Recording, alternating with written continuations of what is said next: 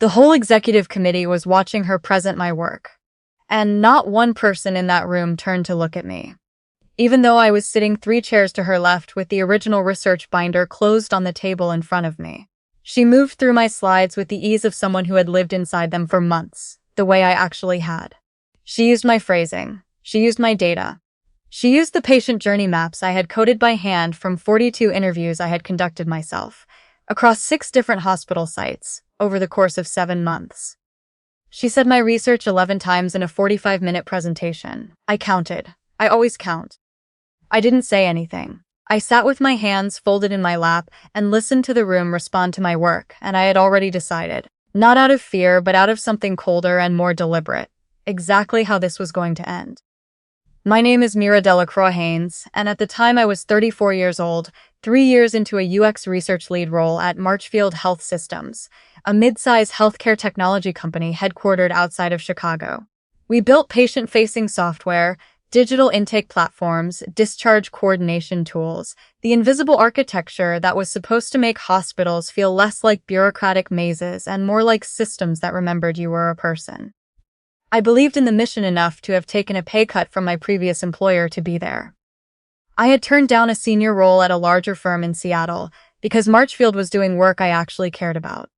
That tells you the kind of person I was at 34. Before Marchfield, I had spent 4 years at a healthcare consulting firm doing much the same kind of work, user research, experience design, systems analysis, but for clients who cycled in and out and never let you see what happened after you handed over the deliverable. What I wanted was to stay with something long enough to watch it work, to iterate on it, to build something that compounded. Marchfield gave me that, or so I thought, until I understood the fuller picture of what I'd walked into. I grew up in Cincinnati, the daughter of a nurse and an electrician, 2 people who spent their whole careers doing work that required precision and care and left almost no paper trail of their own expertise. My mother worked 32 years in a cardiac ICU and retired without ever having her name attached to a single procedure she had kept from going sideways. I used to think that was just how work was. I know better now. Rowena was my VP of product. She had been with Marchfield 11 years, long enough that her institutional memory had become a kind of organizational currency. She was invited into every strategy session, consulted on every senior hire, and treated by leadership as a reliable interpreter between the business and product sides of the company. She was skilled at one specific thing, reading the internal weather before anyone else had noticed it had changed. She could sense which director was losing favor 6 weeks before the org chart reflected it, and which initiative was gaining momentum before the roadmap said so. She positioned herself accordingly, with a consistency I initially mistook for leadership. It took me longer than I'd like to admit to understand what that positioning actually required of the people around her. I had spent 7 months building the ClearPath framework, a complete redesign of the digital patient journey at Marchfield. The core problem I was solving was what we internally called drop-off friction, the moments where patients gave up on the digital process, where they abandoned a pre-registration form midway because the language was clinical and confusing, where they missed a follow-up scheduling prompt because the system had buried it 2 screens deep in a flow no one had ever user-tested with an actual patient, where they called the hospital's main line in frustration because the platform hadn't anticipated their question, and the call cost the hospital 8 minutes of staff time and cost the patient 40 minutes of their day. Every one of those friction points had a measurable cost. My job was to find them and eliminate them. The first month, I read 340 patient feedback surveys spanning 6 different hospital systems that ran our software. I built a taxonomy of failure points, color-coded by type, refined it 3 times as I found patterns I hadn't anticipated. The second and third months, I went into the field. I drove to 6 hospital sites across Illinois and Indiana, conducted 42 user interviews, recorded every session with consent, and transcribed 31 of them in full. I brought my own recorder because I didn't trust hospital Wi-Fi. I bought a whiteboard for my home office and kept it covered in categories for 4 months straight. My husband used to joke that ClearPath was my 3rd child. He is not wrong. The 4th month, I began prototyping, building intake and discharge flows in layers, testing each layer with actual patients, scrapping what the data didn't support, carrying forward only what worked. By January, I had a pilot. By February, I had performance metrics and a cost savings projection of $3.2 million over 18 months for Greystone Health Network, our largest single client and the account leadership watched most closely. I also had a presentation I had rehearsed enough to know backward. I brought it to Rowena on a Wednesday afternoon in late February. I laid everything out on her conference table. The research binders, the prototype walkthrough, the projection model. She listened with the particular attentiveness she deployed when she wanted you to know you were being taken seriously. She asked 4 questions, all good ones, and then she leaned back and said, "This is exactly the kind of work we've needed. Let me think carefully about how to bring this to leadership." I left feeling like something I had built for a very long time had finally found its context. 2 weeks later, I found out that Rowena had presented ClearPath to the executive team. Without me. Without mentioning my name. Without, as far as anyone in that room could tell, acknowledging that the work had originated anywhere other than her own thinking.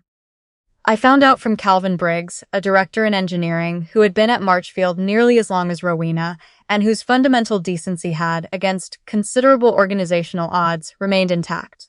He texted me while I was running a usability session with outpatient cardiology patients. "Did you know Rowena just presented your ClearPath work to the exec team this morning as hers? No mention of you. Just checking you knew." I read that message 3 times. I put my phone face down on the table. I finished the session. There were 5 patients in that room who had given their afternoon to help us build something better, and that mattered to me more in that moment than my own anger, which was, I will say plainly, substantial. That evening, after dinner, after the kids were asleep, I sat at my kitchen table with a glass of wine I didn't touch, and I made a decision that would take 14 months to fully deliver on. I was not going to react. Not publicly, not in the way Rowena would have expected, and I was almost certain, already had a response prepared for. I had watched her manage 2 situations involving other employees in the time I'd known her, and I understood the mechanics. If I came in angry, I became the problem. I became the difficult one, the poor collaborator, the person who couldn't understand the strategic complexity of how leadership presentations worked. She would absorb my frustration and wring it out as proof of my limitations. So I didn't give it to her. What I did instead was document. I started that night. I pulled every email in the ClearPath chain, going back to my initial pitch to Rowena in January. 3 paragraphs with a prototype deck attached, the file creation timestamp visible in the metadata. I found the email where she had sent back notes in the margins of my concept document, which established clearly that she had received and reviewed material she later claimed as her original thinking. I pulled Slack messages where she had asked me to walk her through the research methodology one more time before the leadership presentation. I found a meeting invite from 6 weeks earlier where I had been listed as presenter for a working session that, I now understood, had been a rehearsal she was running for her own purposes. I downloaded everything. I put it in a folder on my personal cloud storage and labeled it March Admin Files. The most forgettable name I could invent under pressure, and then I went to bed and slept with a stillness I hadn't expected. ClearPath launched that spring under Rowena's name. She received full credit for the $3.2 million contract renewal with Greystone Health Network. At the quarterly all-hands, she was promoted to Senior VP of Product, with what Calvin later told me was roughly an 18% compensation adjustment. She shook hands with our CEO in front of the whole company and said something gracious about her team. I was not mentioned. 2 days later, I received an email from Rowena that read, "Your contributions to our recent work haven't gone unnoticed. Keep doing what you're doing." I did not respond, which is a form of communication I have since come to value highly. 6 weeks after her promotion, Rowena was handed the lead on NovaCare, the company's most ambitious initiative to date. A full-scale patient communication overhaul, digital messaging, automated discharge instructions, integrated follow-up scheduling across every single social hospital client in the Marchfield network. The projected budget was $4.6 million. The timeline was 20 months. The scope was the largest thing Marchfield had ever attempted. She did not ask me to join. I hadn't expected her to. My presence would have complicated things in ways she couldn't easily manage, and she was too politically competent to create that problem for herself deliberately. She built her team from scratch. Junior project managers who were talented but unlikely to challenge her framing, a UX vendor she inherited from a predecessor that nobody had ever formally audited, a designer with a strong portfolio and almost no experience navigating healthcare compliance requirements. The team was assembled for agreeability, not for rigor. I moved into a new role on a different product line and made it my business to do excellent work there in the quiet, compounding way that builds a reputation no one can contest. I documented everything I did. I dated every deliverable. I CC'd myself on every email that contained a substantive decision. Not out of paranoia. I had simply learned something about the relationship between work and ownership that I intended never to forget. And through Calvin, who kept me loosely informed over coffee and parking garage conversations that left no written trail, I heard things. The NovaCare timeline slipped 8 weeks by the end of the first year. A HIPAA compliance review surfaced 3 platform components that needed full re-architecting before they could go live.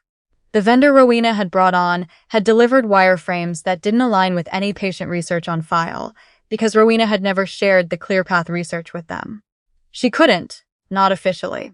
Sharing it in any documented capacity would have invited questions about its origin that she had no clean answer for. So NovaCare was being constructed on a foundation it had never been given access to, and the structural gap was finally becoming impossible to paper over. I didn't intervene. I didn't reach out to anyone on the NovaCare team. I didn't send a single email suggesting I had seen any of this coming. I just kept doing my own work, kept being the person who solved problems quietly, and left a clean paper trail, kept building a reputation that belonged entirely and provably to me. That reputation turned out to be the exact thing the moment required. 15 months after ClearPath launched without my name attached to it, I received a calendar invite from Winston Ashford's executive assistant. No subject line, 30 minutes. A conference room on the executive floor. Winston had joined Marchfield as CEO 5 years earlier, coming from 2 decades of clinical operations management at a major hospital system. He ran the company the way he had managed hospital floors: clarity over everything, zero tolerance for ambiguity, and a standing expectation that every decision be traceable back to data. I had spoken with him directly maybe 6 times in 3 years. Every conversation had been substantive and unhurried, which I found rare in someone at his level. He did not lead with pleasantries. NovaCare is in serious trouble, he said. We're 8 weeks from the Greystone contract renegotiation, and the platform has compliance gaps we cannot go live with. Rowena's team is telling me the underlying research architecture isn't recoverable in the time we have. And I've been told, by more than one person independently, that the foundational patient research that NovaCare should have been built on originated with you, and was never made available to the development team. He didn't say who had told him. I didn't ask. I let a moment sit in the room between us, not for theater. I needed to be sure of what I was about to say before I said it. I'd be glad to help, I said. But I want to come in as project lead, not as a support resource or consultant. I want that formalized in writing before I open a single file, and I want a direct reporting line to you for the duration. He looked at me for a moment and then said, "Those terms are fair." Before the paperwork was finalized, I sent him an email. The attachment was the complete March admin files. Every email in the chain, every Slack message, every version history on every file, going back 14 months, the original pitch, the feedback Rowena had written in the margins, the prototype timestamps, the meeting invites. The cover note was 2 paragraphs, written in the flattest factual register I could manage, no anger in it, no editorial framing, nothing that could be read as personal score settling. Just a precise chronological account of what had been created, by whom and when. The last line read, "I wanted you to have complete context on what you're investing in." He had everything he needed. I let the documentation do what I had spent 14 months preparing it to do. Rowena found out she had been removed from NovaCare before she knew why. She came to my office that afternoon. I had moved into a corner office by then, one I had earned without fanfare through accumulated work. Nobody could reasonably contest. And I remember her voice had a particular bright quality to it. The sound of someone maintaining composure over something that is quietly devastating them. "I hear you're stepping in on NovaCare," she said. "That's right," I said. "You were always the right person for something like this." ClearPath really was a team effort at its core, and I think it's wonderful the underlying research is getting the visibility it deserves. I set down my pen. "You presented ClearPath to the executive team as your original work," I said. You didn't include my name. You received a promotion and a significant raise on the basis of research that I had spent 7 months building on nights and weekends. You then led a $4.6 million initiative without sharing the foundational research with your own team. Because sharing it would have raised questions about where it came from. That is not a team effort. That is a sequence of decisions with consequences. Something shifted behind her eyes. Not guilt exactly, more like the expression of someone watching a calculation finally reach its terminal balance. I don't think that's a fair characterization, she said. I sent Winston the documentation this morning, I said. He has the email chains, the version histories, the timestamps. He can review them and draw his own conclusions. She stood very still. Then, with something quieter and almost soft in it, we don't have to let this become something larger than it needs to be. We've worked well together. I stood up and picked up the folder I needed for my next meeting. We haven't worked together, I said. You've been working on top of me. That's a different arrangement. I walked out. I didn't look back. The internal review moved faster than I expected. The documentation I had provided, combined with voluntary statements from Calvin and 2 project managers who had worked adjacent to the NovaCare team, established a record that required very little interpretation.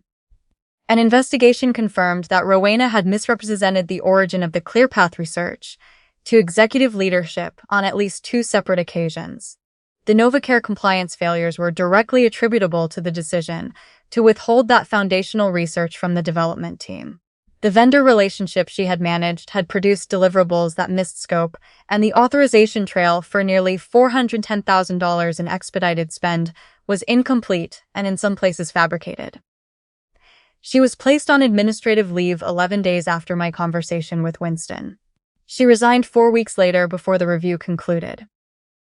2 members of her NovaCare team left in the months that followed, not because anyone pushed them out, but because a project that suddenly required accountability and precision proved incompatible with the professional habits they had built under someone who had rewarded loyalty over rigor. I rebuilt NovaCare in 14 weeks. I used the ClearPath framework as the foundation, updated with 2 years of additional research and refinement I had continued accumulating since I first built it. Calvin's engineering team was precise and fast. I brought in 3 UX researchers I trusted and had worked with before. We moved through the compliance flags methodically, one by one, documenting every decision and every resolution so completely that our chief medical officer called it the cleanest technical audit he had seen in 12 years in the field. We rebuilt the vendor relationship on a scoped contract with deliverables I wrote myself and delivery milestones I managed personally. We came in $420,000 under the revised budget. The Greystone presentation was on a Thursday in October. I stood at the head of a boardroom I had never been in before, because the last time my work had been in front of this client, someone else had carried it through the door. This time I walked through the door with it. My name was on the cover slide. My research was cited by source throughout. Winston sat in the second row. When the Greystone board voted unanimously to renew and expand, a 3-year agreement at $5.1 million, the largest contract in Marchfield's history, he shook my hand afterward and said, in front of the full room, "This is what we are capable of when the right people lead." I said thank you, and I meant it plainly, the way you mean things that have arrived on their own timeline and required nothing from you except patience and the refusal to make yourself smaller than your work. 8 months after that, I was named Chief Product Officer, the first person to hold that role who had started as a researcher, the youngest person on the executive team. I keep the folder still. March admin files sitting in my cloud storage, unopened now for over a year. I don't need it anymore. But I keep it the way you keep something that once saved you. Not as a threat, not even as a trophy, but as a reminder that documentation is a form of self-respect, and that the record of your work belongs to you whether or not the room knows it yet. Calvin told me last spring that Rowena had pursued a VP of product role at a competitor. The hiring committee apparently reached out to Marchfield for a reference check. The response they received, factual, thorough, and sourced to a documented record, ended the conversation. I had nothing to do with that. I didn't arrange it or encourage it. I didn't need to. The truth, once it's been properly established, does its own follow-up. I've thought a great deal about what those 15 months taught me, the months of watching and waiting and building quietly while someone else stood in front of rooms with what I had made. I used to think the lesson was about patience or strategy or how to survive a workplace that doesn't always see you clearly. And it is those things. But I think the deeper lesson is this. The people who take credit are almost always afraid. Afraid that without borrowed visibility, they will be seen as exactly what they are, smaller than what they've claimed to be. The theft is an act of fear, and fear, sustained long enough, creates exactly the exposure it was trying to prevent. I was never afraid of being invisible. I was afraid of building something extraordinary and not being able to prove it was mine. That's a different kind of fear, and it sent me in a completely different direction. I kept building, I kept documenting, I kept my receipts. As my mother used to say, she said it about money, about medical records, about anything that mattered enough to contest. Never walk away from something you can't prove you have. Never spend what you can't account for. I didn't have to fight to get what was mine. I just had to be still long enough, and thorough enough, and patient enough to let the record arrive at the place where it would finally be read. It always does.